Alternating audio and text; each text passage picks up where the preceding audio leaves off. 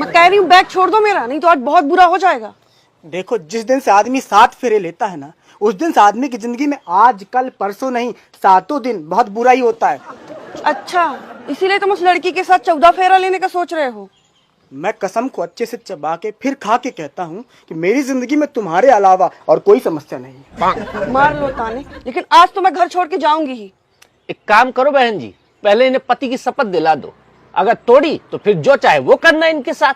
हाँ, शपथ तोड़ी तो तुम मुझे तोड़ देना। ठीक है, फिर यही होगा आज, पति का शपथ ग्रहण। मैं बोलूंगी, फिर तुम पढ़ते जाना जो तुमने इसमें लिखा है।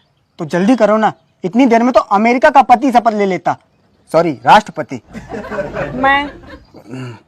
मैं विक्रम नेहा का पति, गुलाम भी लिख सकता हूँ ना यहाँ।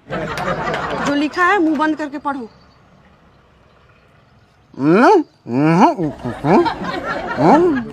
क्या कर रहे हो ये? तुमने बोला ना कि मुंह बंद करके पढ़ते जाओ, तो मुंह बंद करके पढ़ रहा हूँ। नहीं, मुंह खोल के पढ़ता हूँ। मैं विक्रम नेहा का पति पद की शपथ लेते हुए कहता हूं कि मैं जीवन भर अपनी पत्नियों को प्रेम की नजर से देखूंगा। पत्नियों को स्पेलिंग मिस्टेक हो गई, ठीक कर लेता हूं। हाँ, हो गया, फिर से बोलता हूं। हाँ, मैं विक्रम नेहा का पति पद की शपथ लेते हुए कहता हूं कि मैं जीवन भर पत्नी को प्रेम की नजर से देखूंगा। पत्नी के पहले बस लगाओ, फिर बोलो। मैं जीवन भर बस पत्नी को प्रेम की नजर से देखूंगा। अगर उसे कभी कोई दुख, कष्ट, पीड़ा, मोटापे की समस्या हुई तो उसका पूरा साथ दूंगा। जिस तरह से एक पति को अपना भगवान मानती है, उस तरह से मैं भी अपनी पत्नी को यमराज मानूंगा।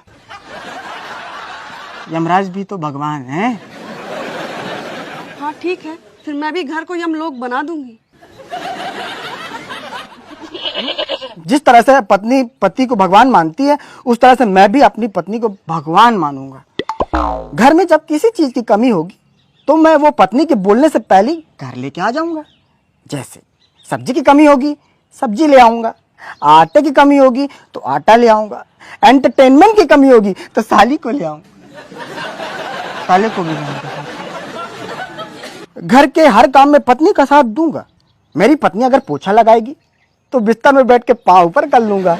मेरी पत्नी अगर झाड़ू लगाएगी तो कमरे का पंखा बंद कर दूंगा। नहीं, कचरा उड़ता है ना जब तुम झाड़ू लगाती हो, तो फिर पंखा बंद करती हो, तो वो मैं कर दूंगा। अच्छा, बहुत हाथ बटा रहे हो, और क्या करोगे? मेरी पत्नी अगर कोई भारी सामान अकेले उठाएगी तो मैं उसे उठाने नहीं दूंगा। कह दूंगा पड़े रहने दो इधर।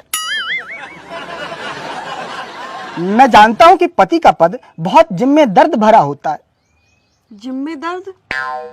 जिम्मेदारी, वो जिम्मेदर्द निकल गया मुंह से। मैं जानता हूं कि पति का पद बहुत जिम्मेदारी भरा होता है, इसलिए इसे बहुत होशियारी से निभाऊंगा। इसीलिए मैं इसे बहुत जिम्मेदारी से निभाऊंगा। बिजली का बिल टाइम पे भरूंगा। पत्नी के मोबाइल का रिचार्ज टाइम पे करूंगा ताकि वो रील्स देखने में बिजी रहे। घर का हर काम टाइम पे करूंगा। रात को 10 बजे तक घर के सारे काम खत्म कर दूंगा, फिर घर के बाहर निकलूंगा अपने काम के लिए। रात को 10 बजे के बाद? थोड़ा सा। हाँ ठीक है, निकल जाना, फिर सुबह ही आना, क्योंकि रात में तो दरवाजे नहीं खुलेंगे।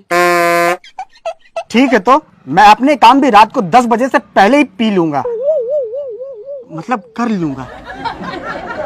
मैं शपथ लेता हूं कि अगर घर में हमारे बीच कभी लड़ाई झगड़ा हुआ, वाद विवाद हुआ, तो बीवी से थोड़ा दूर शांति से बैठ के डरूंगा।